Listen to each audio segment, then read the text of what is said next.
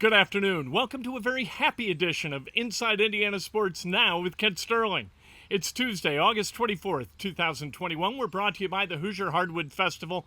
This weekend at the Marion County Fairgrounds, you're going to have a lumberjack show, lumberjack camps, chainsaw carving artists, and an auction of their wares, Indiana's best logger competition, festival fun. So you've got live music, you got a spirits and beer garden as well, lots of wood-based arts and crafts. Friday, noon to 8. Saturday, 9 a.m. to 8 p.m. and Sunday, 9 a.m. to 3 p.m., all at the Marion County Fairgrounds. It's going to be fantastic. If you're a fan of Ron Swanson on Parks and Rec, this is absolutely for you. I can't wait to go there myself. Meet me out there, would you? It's going to be fun. We're going to have a great time all weekend long. All right, let's talk about sports. Really good news for the Indiana basketball program today. The number 24 player in his class, nationally ranked 24th, goes to Mount Verde Academy. Jalen Hood-Schifino pledged Indiana today at about 2:20 this afternoon. Said, Mike Woodson, you're the coach for me. Indiana, you're the school for me. Here comes Jalen Hood-Schifino. Who is he? He's a combo guard, 6'5", about 210 pounds. He can defend three spots. He can score at all three levels. This is a really good basketball player. Does he project as a one and done? I have no idea. Kids, I think, are in too big a hurry to get to the league these days. Too big a hurry to go make millions of dollars. The millions of dollars are going to be there. Enjoy your life a little bit, for goodness sake. Hood-Schifino is going to enjoy his final year at the Mount Verde Academy. Good for him. Then go to Indiana, take your time. Do what Trace Jackson Davis is doing, taking his time as a student at Indiana University so that when he goes to the NBA, he knows what to do with his millions of dollars.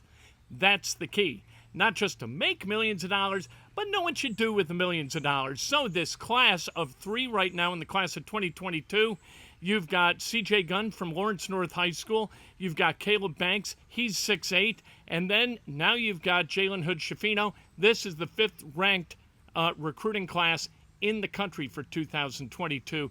Mike Woodson getting work done along with Thad Mata and Dane Fife and the entire staff down there in Bloomington, doing wonderful work, trying to bring more championships and banners to Bloomington. For God's sake, you can't do it without talent. You can't do it without players.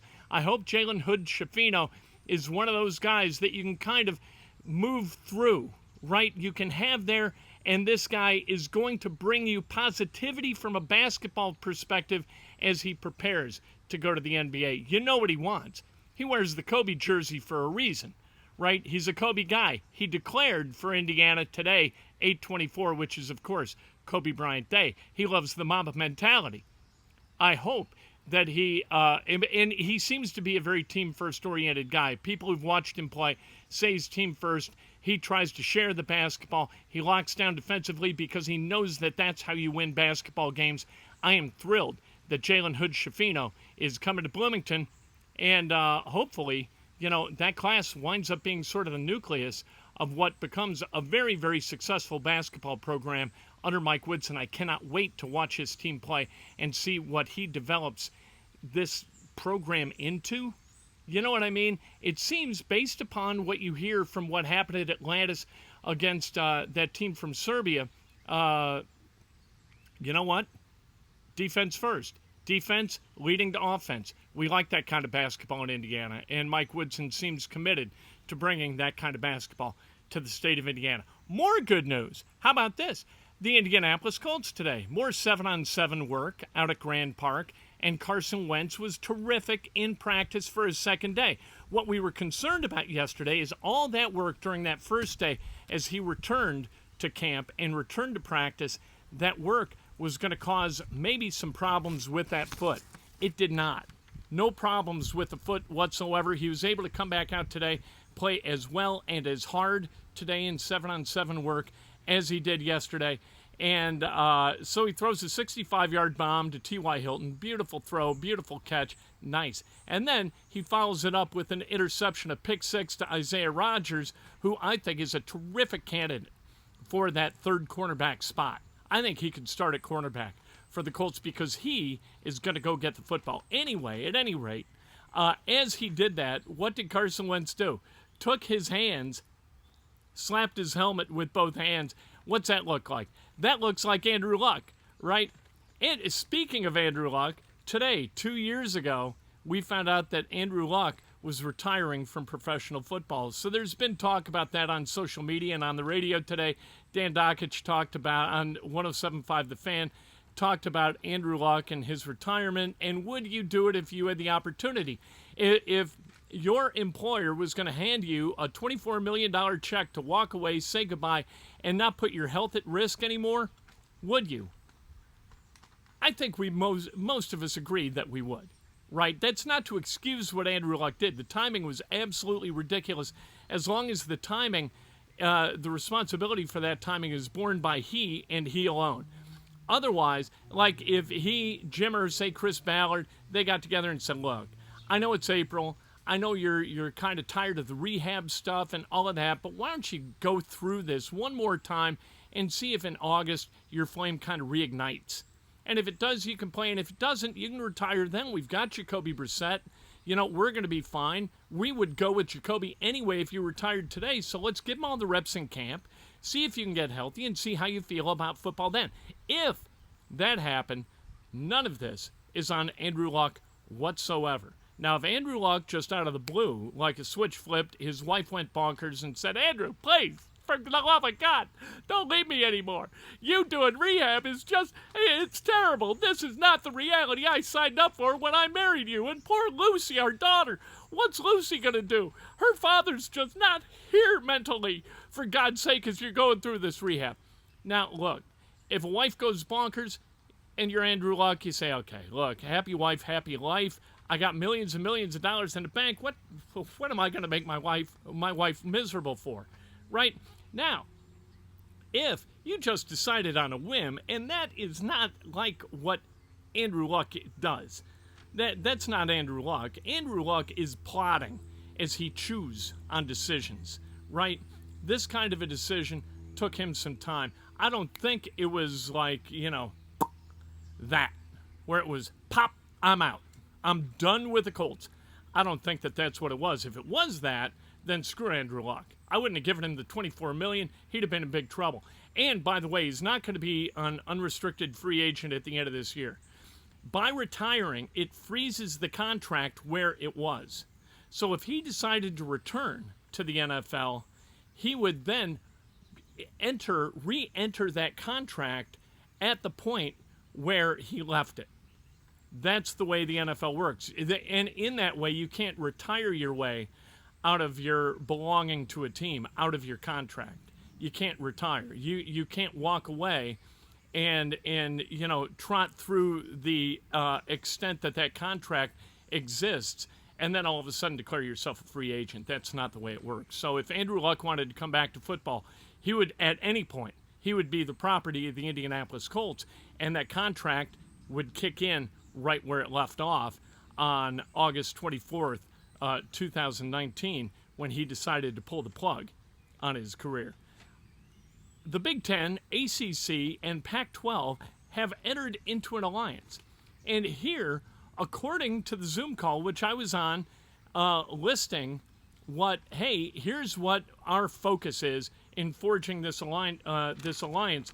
Here are those criteria. Student, athlete, mental, and physical health. Strong academic experience and support. Diversity, equity, and inclusion. Social justice. Gender equity. Future structure of the NCAA. Federal legislative efforts. Postseason championships and future formats. Nowhere in this is cash listed. Why don't they ever put cash in there? You know that this is about cash. You know that this is about power.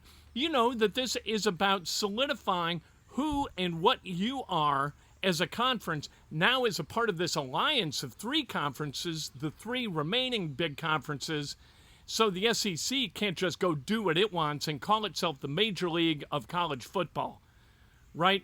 These three combined, they've got quite a stack of chips at the table as well. That's what this is about. It's about power and it's about cash. And they say, gender equity. And, social justice. That's what this is about. That's why these three conferences have joined forces, because it's going to make our stances to benefit those in need of social justice just that much stronger. Do you think we're idiots, Kevin Warren? Do you think we're just nuts? Do you think we're crazy enough to believe that? We're not. So stop telling us things like that, would you? Did you know that 50 years ago today, Ernie Banks hit his 512th and final home run?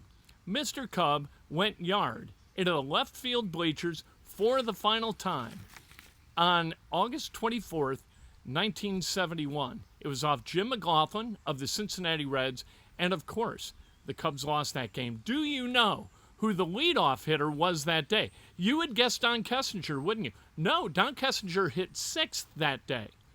The leadoff batter, as usual, was followed by Glenn Beckert, then Billy Williams, then Ron Santo, then Ernie Banks. Ernie didn't play a lot in 1971. He was 40 years old then, and his best baseball was far behind him. Hit the home run on the 24th, did not homer again. The leadoff hitter on August 24th, 1971, was a guy named Cleo James, who actually hit like 285 in 1971. I wouldn't have guessed that in a month of Sundays. I couldn't have guessed Cleo James. I know a lot of guys. I had a guy in college once say, "Oh yeah, you're a Cubs fan?" This is 1984, right? When everybody was a Cubs fan, because they won the National League East. They went to the playoffs. They lost to the Padres in 5. We all remember that, right? So I had a guy come up to me, the great Bill Albrecht, now of Denver, Colorado, came up and said, "Oh yeah, you're a Cubs fan? Sure. Name 5 guys, 5 players from the 69 Cubs." I said, "I'll name 30 of them." And I did. Why? Because I like shoving it to a guy like Bill Albrecht, who tried to make me feel stupid about being a Cubs fan. I'm no Johnny-come-lately. However, coming up with Cleo James, that was going to be a tough pull for me. I would not have gotten that at all. And in sad news, we want to acknowledge and mourn to the extent that we do the passing of Jerry Harkness. Jerry Harkness, an absolutely terrific Hoosier pacer, member of the 1963 Loyola Rambler team that won the national championship, and a really good dude. One of the great parts of hosting a radio show is that you get to interview all kinds of good people and spend like an inordinate amount of time with them, right?